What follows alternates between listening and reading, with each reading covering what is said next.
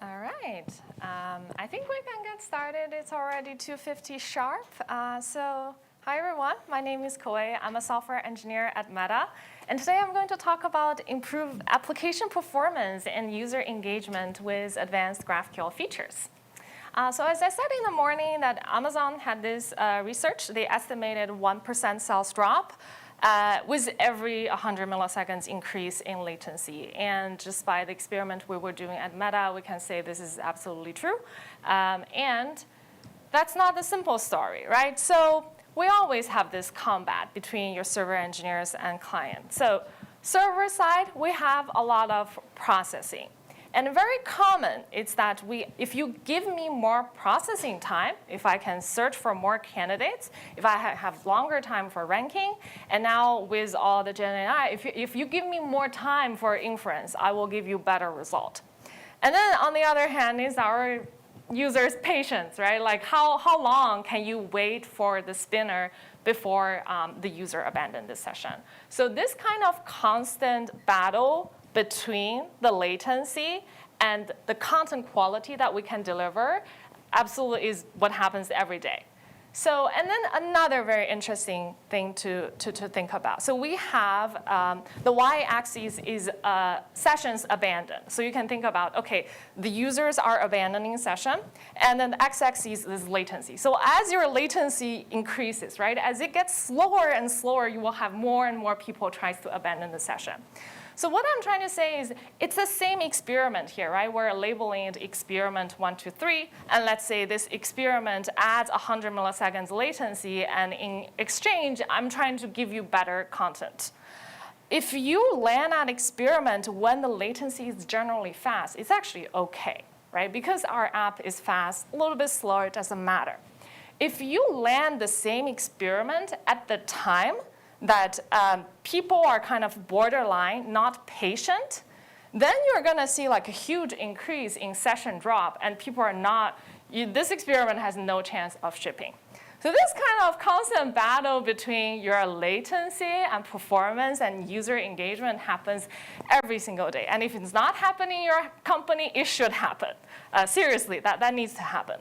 But that's not why we're here, right? We're here to talk about GraphQL and if there is something else we can do to at least not to focus on this battle. So I want to draw everybody's attention to the entire life cycle from issuing the request to the rendering done.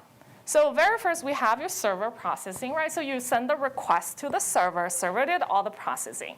Server delivers the data to the client. So then the client started to do a bunch of processing. And this specifically is the GraphQL client does the processing. And then there's a bunch of hydration and other things. Then you come to a point where you started laying out your view. And then you display your view. This is when you started seeing, OK, the kind of the skeletons are out. But I still have the gray boxes for my media. Right? At the end, we have the media display done. So this is when users consider, OK, everything is done rendering. And you can see here, I'm kind of pointing to this blue box of media download. Right? Typically, for a lot of applications that are not well optimized, when do you start download media? Well, I start download media when I started laying out my view, because that's when I know I needed this media now for rendering. But let's see when you can technically start downloading media. And just to let everybody know, if you didn't know that, media download actually takes a very significant amount of time, right? For images, it's reasonably OK, but still slow. For videos, it's absolutely very slow. And that's why a lot of times we have optimization for adaptive bitrate so that it can stream back faster. Well, technically, let's go back. Media download. When can I really start? Well, you can really start when the server GraphQL response comes back. And that means like you can do it as early as you were doing the client-side processing. And this feature is actually already available in Relay. It's called URI prefetch. Right? There are kind of two things. One thing to mention is you want to do it for things that are unconditional rendered. So if you have a feed screen and you know that there is a picture, I definitely need to render it, you can do that. If it's conditional render, you might actually cause regressions because you are like wasting the egress on things that you may not render. And in this case, the media is fetched immediately after parsing. So some of you guys may know, if you use this feature, is that the URLs from the server response is hoisted to the extensions field. So it's again, a top level in parallel to your data. So that's how we are able to like process it kind of faster, not waiting for all the hydrations and other layout. If you are not using relay, here is a very generic algorithm I'm trying to present. Everybody knows there's a visitor pattern in GraphQL. There's reference implementation in GraphQL.js. If you have a client, I'm guessing the client is typed. The client probably generates some generated code. And you are going to do parsing. And you are going to do object hydration. So you need to traverse your tree. And then you can use this visitor pattern. So what you're going to do is you're going to define a very specific type that is called media prefetch type, right? It contains your URIs, it contains IDs and everything. So while you are traversing your response, you apply this visitor pattern and you search for this specific prefetch type. And then you can issue your prefetch in a much earlier stage, kind of in your GraphQL client processing. If you are using a kind of more generic clients, that's not relay. Okay, so that's everything about latency. Because remember, the user only cares about their perceived latency, right? They don't really care about server latency. We do because we know that's part. But at the end of the day, as long as it's displayed done, that's faster than what they are experiencing, it's considered a win for them. All right, so switching gears, let's talk about a different type of latency. It's rendering latency, so frames per second. Does anybody know what's the industry standard for how fast this should be? What's the magic number? 60, yes. So 60 is the optimal FPS. To make your app run smoothly regardless of the device, there's the magic number to keep in mind. That's 16 milliseconds. That's the maximum time that one frame can take to be drawn on the screen without causing rendering delay. And the reason why it's 60 is because 1,000 milliseconds divided by 16 milliseconds, that kind of rounds to 60. That's why it's 60. Does anybody know, like in practice, what are the apps generally targeting? Okay, it's 30. So if you look up, Instagram actually publicly said that our reels are displayed and played at 30 frames per second. If you are any slower than that, users will pick up, right? They will pick up, and we have learned that scroll perf is something that unconsciously affects users' engagement. It makes really not enjoyable when you are seeing those lag and frame drops. So how do I improve my rendering speed? Well, it's really simple. If you don't do anything, your app is going to scroll just like the fastest ever, right? So that's a principle. In order for me to improve my rendering speed, what it means is during rendering time, you really need to like not do anything. So how is this related to GraphQL? Well, it's related to GraphQL to features that we're going to talk about, which is defer and stream. In a different sense, I know like defer and stream has been used to improve your server latency. However, if you are not using it correctly, it can really affect your scroll performance.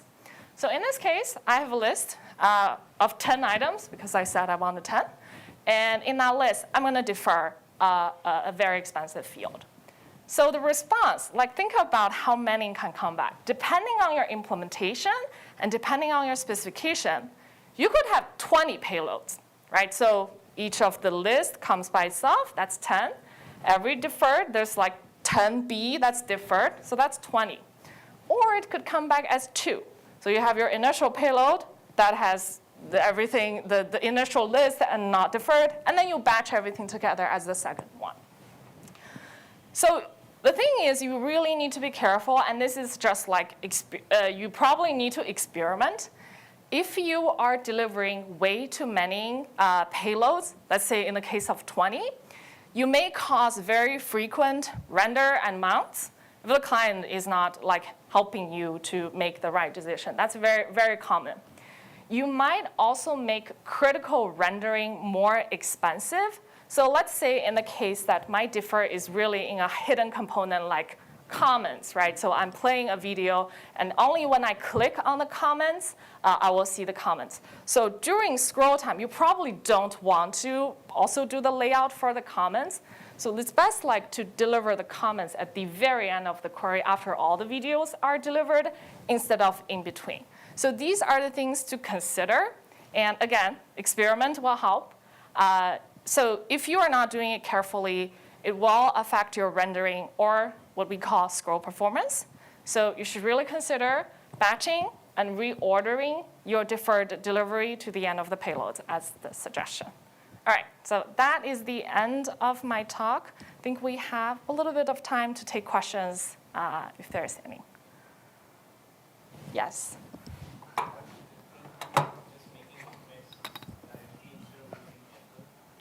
OK, I'll repeat your question. So the question is, how is it different from making different requests rather than defer? Well, so it's really kind of a trade-off in terms of, do you want a lot of HTTP requests, or do you want one HTTP request but have several portions that you can deliver in reasonably short intervals? Sometimes we found out that if you are kind of making this request on one object, you can leverage cache because it's within the same request, for example, memcache, or other types of cache that are request dependent. And you are able to benefit from that if you deliver everything within a single request. Now, if you make two requests, you may get cache miss, so that two requests gets more expensive than just one request and having defer. But again, the judgment call, depending on how expensive things are and how your server locates, right? All right. Any other questions? All right. I think that's it. I'm happy to stay around outside if you have more questions to ask me. But I think we are going to, for the next talk. Okay.